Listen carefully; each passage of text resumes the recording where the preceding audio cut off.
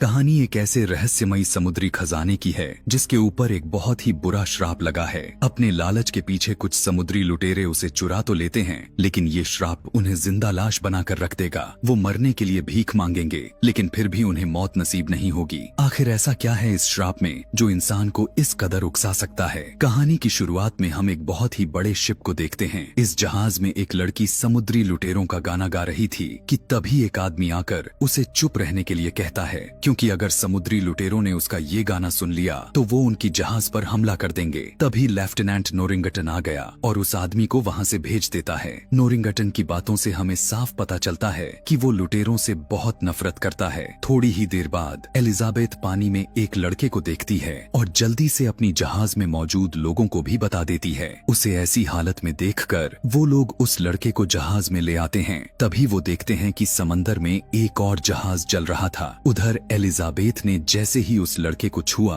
उसी वक्त उसे होश आ जाता है। एलिजाबेथ उसे कहती है कि मेरा नाम एलिजाबेथ है, जिस पर वो लड़का भी अपना नाम विल टर्नर बताता है और इतना कहते ही वो फिर से बेहोश होता है। फिर एलिजाबेथ उसके गले में एक लुटेरों का लॉकेट देखती है और समझ जाती है कि वो एक लुटेरा है, लेकिन उसने इस बारे में किसी को भी नहीं बताया और वो लॉकेट अपने पास रख लेती है। इसके बाद हमें प्रेजेंट में एलिजाबेथ को दिखाया जाता है जो कि अब बड़ी हो चुकी है। उसके पास अभी भी विल का लॉकेट था जिसे वो अपने गले में डाल लेती है। उसकी वक्त एलिजाबेथ के पास उसके डैड जो कि पोर्ट रॉयल के गवर्नर हैं, वो उसके लिए एक तोहफा लेकर आते हैं जिसके अंदर एक सुंदर सी ड्रेस थी। इसके बाद हम विल को देखते हैं जो कि अब एक लोहार का काम करता है और उसको अपने अतीत के बारे में कुछ भी पता नहीं है। वो आज गवर्नर के लिए एक तलवार बनाकर लेकर आया था। दोनों बातें कर ही रहे होते हैं कि तभी एलिजाबेथ भी अपने डैड की दी हुई उस ड्रेस को पहनकर नीचे आ जाती है। वो विल को देखकर बहुत ही ज्यादा खुश हो गई, लेकिन गवर्नर को अच्छा नहीं लगता है कि उसकी बेटी एक लोहार के साथ बात करे। उधर कैप्टन जैक स्पैरो भी पोर्ट रॉयल आ जाता है। वो पोर्ट रॉयल में एक जहाज को चुराने के लिए आया था कि तभी बीच में ही कुछ सिपाही उसे रोक लेते हैं। वो उन्हें सच भी बता देता है कि मैं जहाज चुराने के लिए आया हूँ,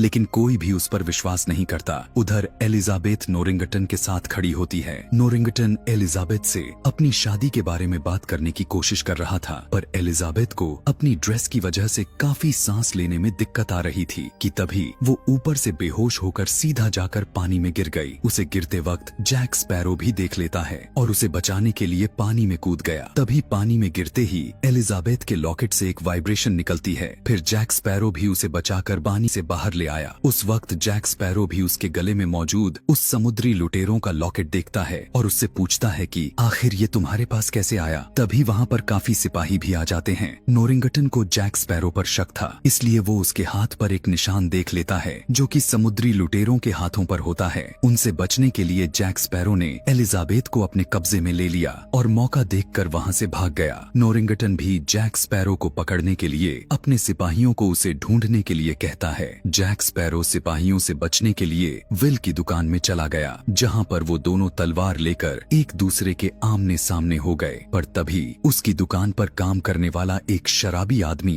जैक स्पैरो के सिर पर अपनी बोतल मारता है, जिससे जैक स्पैरो बेहोश होकर वहीं पर गिर गया और उसे पकड़कर जेल में डाल दिया गया। उसी रात पोर्ट रॉयल पर समुद्री लुटेरे हमला कर देते हैं। वो पोर्ट रॉयल के सभी लोगों को एक एक करके मारने लगे। दरअसल उनका इरादा उस सोने के लॉकेट में जड़े उस सिक्के को चुराना था। इसलिए कुछ लुटेरे एलिजाबेथ के घर में भी आ जाते हैं, जहां पर एलिजाबेथ उनसे बचने के लिए अपने कमरे में चली जाती है, लेकिन वहां पर भी वो दोनों लुटेरे दरवाजा तोड़कर अंदर आ जाते हैं। इसलिए एलिजाबेथ वहां के एक दूसरे कमरे की अलमारी में जाकर छुप गई, लेकिन इस बार भी उन लुटेरों ने उसे ढूंढ लिया। पर तभी एलिजाबेथ कहती है कि मैं तुम्हारे सरदार से बातचीत करना चाहती हूँ और ये एक नियम भी है कि बातचीत करने से पहले तुम मुझे मार भी नहीं सकते हो। इसलिए वो लुटेरे एलिजाबेथ को वहाँ से ले जाते हैं। विल भी एलिजाबेथ को उनके साथ जाते हुए देख लेता है, लेकिन वो इस वक्त एलिजाबेथ के लिए कुछ भी नहीं कर पाता। उधर जेल में भी जैक स्पैरो को वो लुटेरे पहचान लेते हैं, पर जैसे ही एक लुटेरे ने जैक स्पैरो का गला पकड़ा, उस वक्त रोशनी में आने की वजह से उसका हाथ एक कंकाल में बदल जाता है, क्योंकि उन सभी लुटेरों को एक श्राप मिला मिला है। उधर ब्लैक पर्ल जहाज में एलिजाबेथ उस जहाज के सरदार बरबोसा से मिलती है। एलिजाबेथ उसे कहती है कि मैं चाहती हूँ कि पोर्ट रॉयल और समुद्री लुटेरों के बीच की आपसी लड़ाई हमेशा के लिए मिट जाए और तुम यहाँ से चले जाओ। लेकिन बरबोसा एलिजाबेथ की बात को टाल देता है। तभी एलिजाबेथ अपने पास रखे उस सिक्के को पानी में डालने की धमकी देती है, जिसे देखकर सभी लुटेरे काफी ज्यादा घबरा गए। उस सिक्के को देखकर बरबोसा एलिजाबेथ से उसका नाम पूछता है, जिस पर एलिजाबेथ बताती है कि मेरा नाम एलिजाबेथ टर्नर है। ये सुनकर बरबोसा कहता है कि चलो हम एक सौदा करते हैं, तुम हमें ये सिक्का दे दो, हम पोर्ट रॉयल से चले जाएंगे। एलिजाबेथ उसे वो सिक्का दे देती है, पर फिर भी वो एलिजाबेथ को अपने साथ ही ले गए। पोर्ट रॉयल में विल सीधा नोरिंगटन के पास जाकर कहता है कि हमें जल्दी से जल्दी जाकर उस ब्लैक पर्ल जहाज को ढूंढना होगा। लेकिन नोरिंगटन उसे कहता है कि हम तुम्हारी कोई मदद नहीं ले सकते क्योंकि तुम महज एक लोहार हो। ये सुनकर विल सीधा जैक स्पैरो के पास उसकी जेल में जाता है, जहाँ पर वो जैक स्पैरो से कहता है कि मैं तुम्हें इस जेल से आजाद कर सकता हूँ, पर तुम्हें मेरे साथ ब्लैक स्पैरो जहाज को ढूंढने में मदद करनी होगी। स्पैरो भी उसका साथ देने के लिए मान जाता है। बाहर आने के बाद वो दोनों इंटरसेप्टर जहाज को चुराने का प्लान बनाते हैं। अब क्योंकि उस जहाज पर काफी सारे लोग थे, इसलिए वो दोनों एक दूसरी जहाज पर चले गए और उसे लूटने का नाटक करते हैं। ये देखकर इंटरसेप्टर जहाज में मौजूद नोरिंगटन भी उन्हें देख लेता है और अपने सभी सिपाहियों को लेकर उस दूसरी जहाज में आ गया। लेकिन उसके वहाँ पर आते ही जैक स्पैरो और विल दोनों उस इंटरसेप्टर जहाज में जाकर उसे वहाँ से ले जाते हैं। अपनी जहाज को ऐसे जाते हुए देखकर नोरिंगटन के मन में जैक स्पैरो के खिलाफ और भी ज्यादा गुस्सा भर जाता है। इंटरसेप्टर जहाज में जैक स्पैरो विल को बताता है कि तुम्हारे पिता भी एक समुद्री लुटेरे थे और उन्हें सभी लोग बूटस्ट्रैप टर्नर के नाम से जानते थे। लेकिन विल उसकी बातों पर बिल्कुल भी यकीन नहीं करता।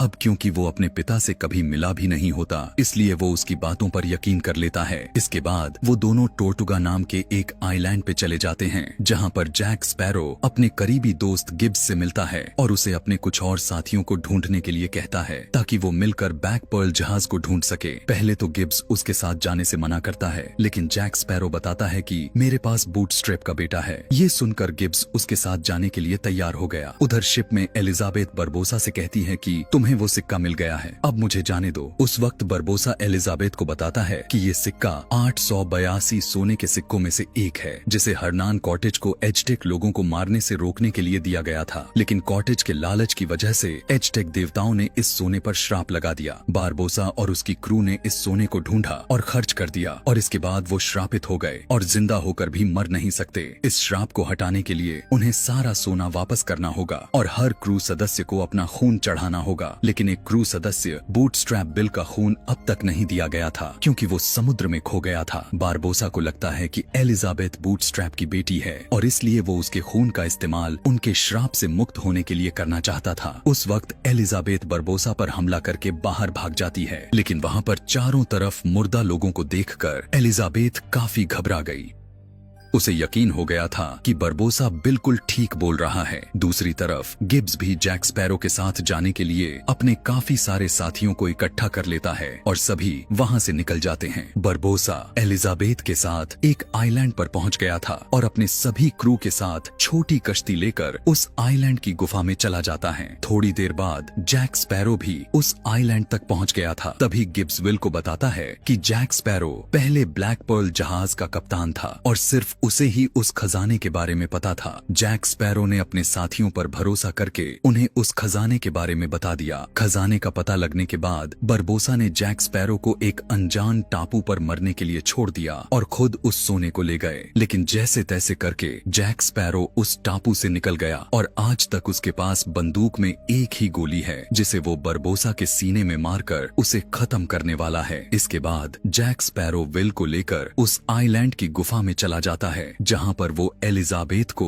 उन लुटेरों के साथ देखता है। उसी वक्त बरबोसा उस तिजोरी को खोल देता है जिसके अंदर काफी सारे सोने के सिक्के रखे हुए थे। बरबोसा एलिजाबेथ का हाथ काटकर उस पर खून लगाकर उस सिक्के को उस तिजोरी में डाल देता है, लेकिन फिर भी उनका श्राप नहीं टूटता। ये देखकर बरबोसा को बहुत गुस्सा आ गया। उसे एलिजाबेथ पर शक हो जाता है कि वो टर्नर नहीं है और वो एलिजाबेथ को एक जोर से थप्पड़ मारकर नीचे गिरा देता है। इतने में ही विल एलिजाबेथ को वहाँ से ले जाता है। तभी बरबोसा भी देख लेता है कि वहाँ पर एलिजाबेथ नहीं है, इसलिए वो अपने सभी साथियों को उन्हें ढूंढने के लिए भेज देता है और उन्हें एलिजाबेथ तो नहीं बल्कि जैक स्पैरो मिल गया था। तभी जैक स्पैरो उन लुटेरों को कहता है कि मुझे तुम्हारे सरदार से बातचीत करनी है। ये सुनकर वो लुटेरे जैक स्पैरो को मार नहीं पाते क्योंकि ये उनके नियमों के खिलाफ था। दूसरी तरफ विल एलिजाबेथ को लेकर अपनी जहाज में आ गया और नियम के मुताबिक वो पीछे रहने वाले को बचाने के लिए नहीं जाते, इसलिए वो सभी स्पैरो को बिना बचाए ही वहाँ से जाने लगते हैं। उधर बरबोसा अपने सिपाहियों को जैक स्पैरो को मारने का हुक्म दे देता है। तभी जैक स्पैरो उन्हें बताता है कि मुझे पता है कि बूटस्ट्रैप का बेटा कहाँ पर है। ये सुनकर बरबोसा अपने सिपाहियों को रोक लेता है। इसके बाद वो सभी श्रापित लुटेरे इंटरसेप्टर का तेजी से पीछा करने लगते हैं और एलिजाबेथ भी उन्हें अपने पीछे आते हुए देख लेती है। विल सभी को अपनी तोपें तैयार करने के लिए कहता है और दोनों एक दूसरे के ऊपर तोपों से हमला करने लगते हैं। इस वक्त तक जैक स्पैरो भी अपनी कैद से आजाद हो गया था। उधर एलिजाबेथ देखती है कि उसके गले में वो लॉकेट नहीं है, इसलिए उसे ढूंढने के लिए विल जहाज के अंदर चला जाता है, लेकिन अंदर काफी पानी भर चुका था। ऊपर अब सभी श्रापित लुटेरे भी उनकी जहाज में आना शुरू कर देते हैं और कुछ लुटेरे उनकी जहाज के अंदर बारूद डालने लगते हैं। उधर जैक स्पैरो भी एक रस्सी के सहारे इंटरसेप्टर जहाज में आ गया। नीचे विल देखता है कि एक बंदर आकर उसका वो सिक्का ले गया है। तभी एलिजाबेथ देखती है कि विल नीचे जहाज में पानी भरने की वजह से डूब रहा है, पर वो उसकी मदद कर पाती इससे पहले वो लुटेरे उसे पकड़ लेते हैं। उधर जैक स्पैरो भी उस बंदर को पकड़ने की कोशिश करता है, पर वो उस सिक्के को ले जाकर बरबोसा को दे देता है। अब इंटरसेप्टर के सभी लोग बरबोसा के कब्जे में आ गए थे। उधर इंटरसेप्टर जहाज में भी उस बारूद की वजह से बहुत बड़ा ब्लास्ट होता है, लेकिन विल उस जहाज से पहले ही निकल गया था और अपने सभी लोगों को बचाने के लिए बरबोसा के पास आ जाता है। वो खुद के ऊपर बंदूक लगाकर बरबोसा को कहता है कि अगर तुमने मेरे साथियों को नहीं छोड़ा तो मैं खुद को गोली मार लूंगा, लेकिन बरबोसा धोखे से विल को अपने कब्जे में ले लेता है और उसने एलिजाबेथ और जैक स्पैरो को उसी टापू पर सड़ने के लिए छोड़ दिया। पर अगले ही दिन वहाँ पर नोरिंगटन आकर उन्हें वहाँ से निकाल लेता है। एलिजाबेथ नोरिंगटन को विल को उन लुटेरों से बचाने के लिए कहती है, लेकिन नोरिंगटन और उसके डैड उसे बचाने के लिए बिल्कुल भी सहमत नहीं होते। तभी एलिजाबेथ कहती है कि अगर तुमने विल को बचा लिया